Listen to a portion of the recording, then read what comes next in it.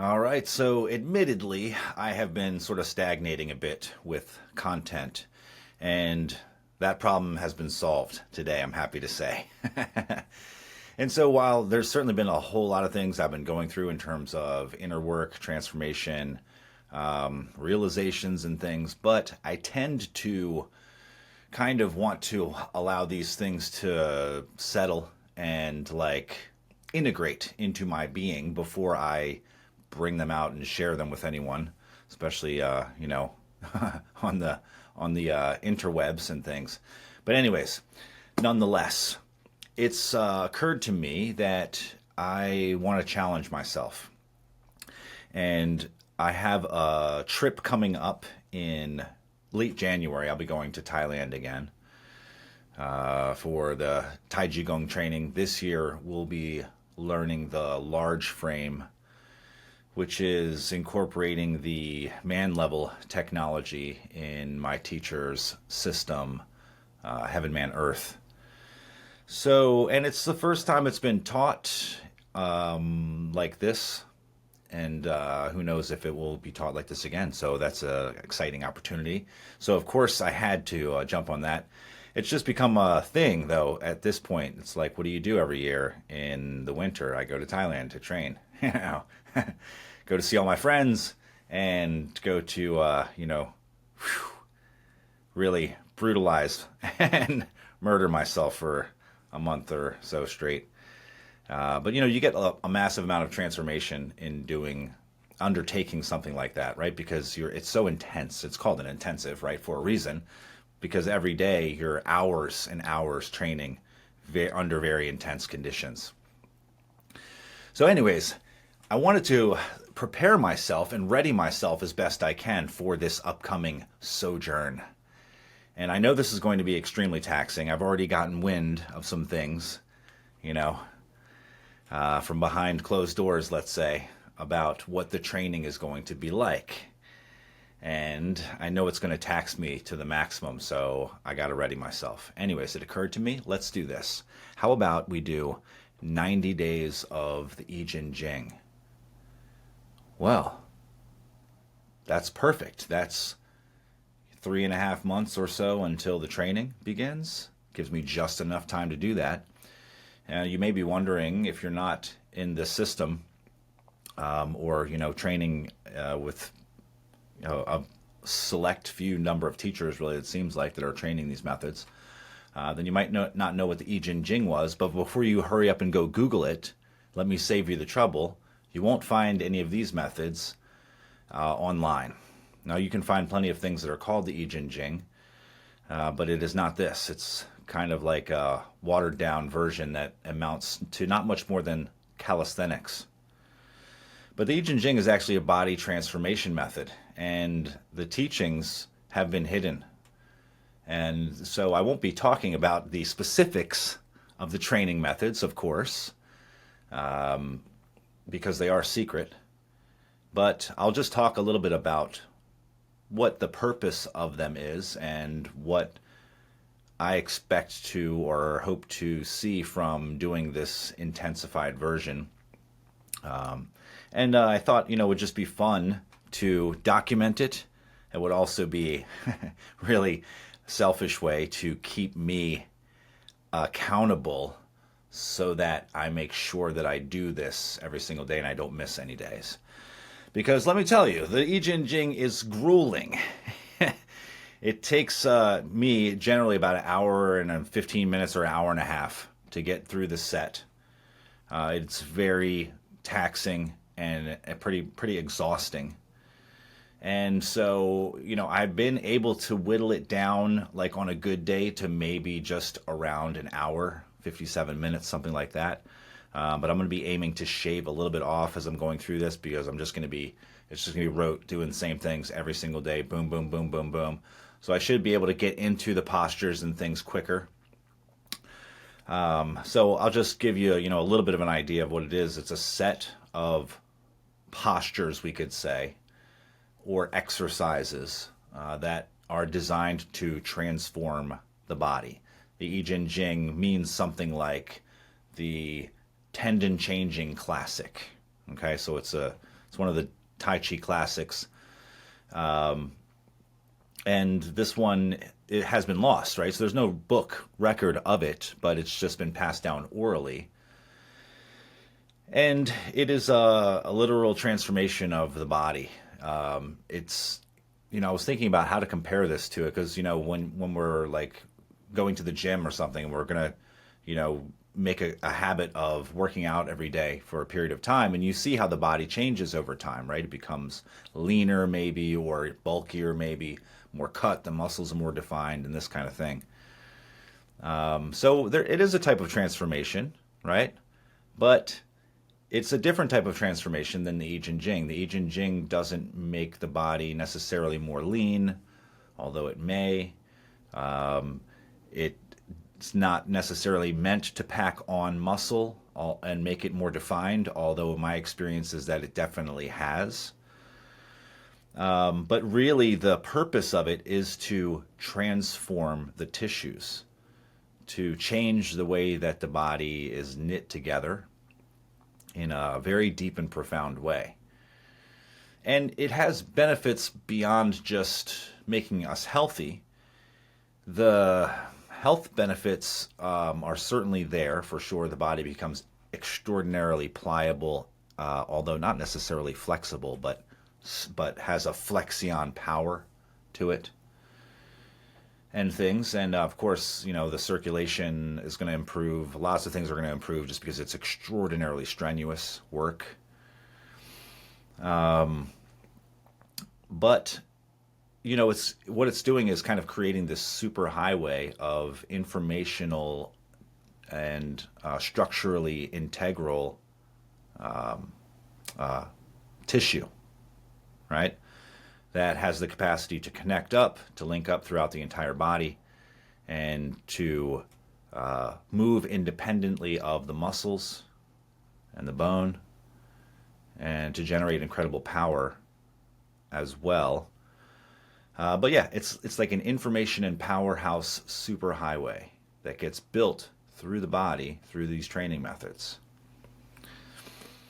So in any case, all right, so while I have been practicing this set for the last 4 years almost, since I learned it initially in Thailand from Sifu Adam. And so, I did it for a good while in a row. After the training, I think I did, probably 90 days, but it was probably like every other day for 90 days is when I did it. So this time is going to be a lot more intense. And, for sure, it's something that I throw into my training here and there, pepper it in, right? But I haven't made it like a set priority, like in a regular practice in a little while. So, and this will be the most intense duration of doing it. In any case, aside from that, I figured so we can just get some additional data. I want to get who knows? Like I said, I've been doing this training for 4 years now, and I also train my other things regularly, the other, methods within the system daily, in any case. So I'm going to continue to do that regular training that I do, and I'm adding in the Yi Jin Jing on top of it. So I'm not substituting it. So because I'm adding it into my regular training and I'm doing it so intensely, I do expect to be able to see a transformation in the body as well. I know that the body's going to change internally, big time, massively. It's going to change internally. This is actually going to revolutionize my practice, my skill level for sure. But also, I didn't talk about this. Part of the transformation is, we could call it well-being, right? Well-being. So when people think of well-being, they generally think of like your mind is at ease, right? It's kind of like generally what people think. Your mind is at ease, so you just feel good. Yeah, that's pretty much what it is. But as the body opens up more, and this is something that I've been experiencing throughout the training over the years, is as certain things open up within the body, like let's say the joints, for instance, that it sort of exponentially increases my capacity for this well-being, right? So it's not just, oh, my mind becomes calmer. It's like, a capacity for enjoyment opens up within me that wasn't there prior to that. Now, this is very profound because this is one of the main reasons for the practice, for the Taiji Gong training, is to transform your being. And why would you want to do that? Well, again, it many reasons. One of them being this, is that along with the transformation of the body, a new qualities emerge or deepen in ways that it's difficult to describe unless you begin to experience it. But let's just say if I've been able to experience 100 units of joy as my maximum, right? Enjoyment of life. That's all. Just like for no reason, just enjoyment. That's my maximum. And let's say on an average day, I'm about a 50. Okay. And it fluctuates a little bit up and down, but I have a really peak day. It's 100, et cetera, et cetera. So the joints open up, let's say, and now my capacity for enjoyment goes up to 200. Just like that. Nothing changed externally. I don't have a reason for this. This is interesting to consider as well, because if my capacity for joy is 100, what do you guys think about this? If my capacity for joy is 100, that's all the joy I can have, right? It doesn't matter how good things get. That's the max. Okay? This is what I want to get across. I think this is important. If my capacity for joy is 100 units of joy, right? It's an arbitrary unit measurement, but let's just say joy units are 100 units is my maximum currently, and everyone has their own set point. This person might have 120, this person might have 80, and what have you. But mine's 100. And no matter how good my life gets, I can only experience 100 units of joy. That's the max. And I have to, probably have to work to maintain that, right? Good things have to keep happening or something like this. This is normally how we're wired and how we see things. However, if my joy capacity goes up by an order of magnitude, now it's 1,000 joy units, my capacity for joy has increased exponentially. My average, I might be rocking at like a 500. That's inconceivable to me before this change happened. The best day I could have is 100, and now I'm rocking at 500s on a regular day. Do you get what I'm saying? So that's a transformation of your being. That's one way that it can transform your being. And many other cool ways. But let's just have a look at the body, so we can just get a measurement of this and get it on, get it on camera. We'll just do it live right here. All right. All right, so this is it. Move this out the way a little bit. Whoop. All right, and yeah, sorry for being so immodest. But hey, if there's no pics, it didn't happen, right? So, okay. Here's what we got. See, I'm not trying to pose or anything, but like this, and we got here. I think I'm in pretty good shape. I don't work out. All I do is walk my dog and do Taiji. So, yeah, not bad. For sure, I think this training is going to transform me, but let's just take a look at some, I just want to get some of the things, that are important in considering, Taiji practice. It's like the Yao, right? The, opening in the Yao. So I'll just get into a stance and we'll see, I'm sure you guys maybe will give me some corrections if you are training the system and further along than I am. But nonetheless, we'll just have a reference point. All right, I'm going to kind of stop talking so I can focus on my posture for a moment and just get into it.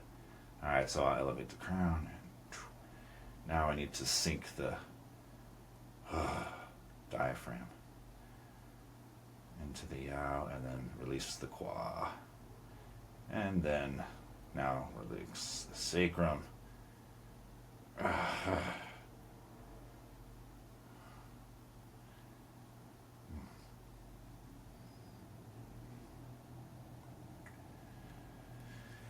Okay, so I'm sure it's a lot to work on, but still, nonetheless, I've gone and come very, very far at the same time, so it's all about progress, right? As long as I'm getting better than I was yesterday.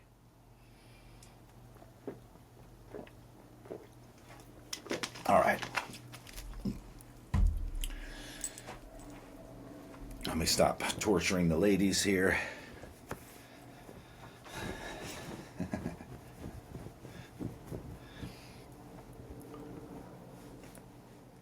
All right, but I think this will be interesting.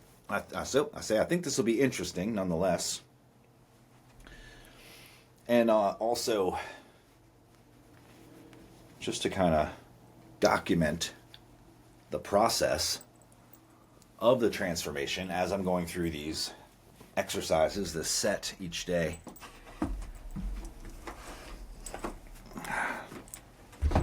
Which starts today, by the way. I haven't started yet. So I'm going to be getting started here shortly. Whoop.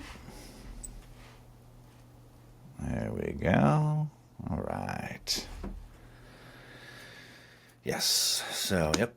I'll be getting, and now I'm already like, oh shit, you just put it out there. That's right. This is happening. Now, I will thank myself at the end of these 90 days, which I'm going to take 1 day off per week of this training. Give my body that 1 day to just rest. And then we'll just add those days on at the end, right? So that we've done 90 days consecutive, except for that 1 day each week. And yeah, all right. And so, yeah, that will definitely, this is going to put me in way better shape for the training coming in this winter in Thailand than if I don't do this, this is another reason why I'm doing this. I want to be as ready as I possibly can. Be. I know that being ready for the training is probably not possible, right? But being as ready as I can be, that is attainable. Yes. All right, so that's the aim. That's the aim. You guys with me? Come on, we got this. Yes. All right, well, I guess that's about it for this one. Let's see. I didn't really mention any of the changes that I expect to see within myself, other than obviously more connection, more freedom in the Yao, Kwa, Dong mechanism and connection there as well, which has already been, the other training has already been crazy, especially lately. After going to Greece and training with Sifu, which I'll be talking about that coming up soon, doing private lessons with him was ridiculous. So, yes, but that's going to take an entire video itself, and hopefully I'll be able to get Cal on here with me to go over the experience together. Yep. All right. So, yeah. Wish me luck, guys. Yeah, I got this. All right. See you guys on another one.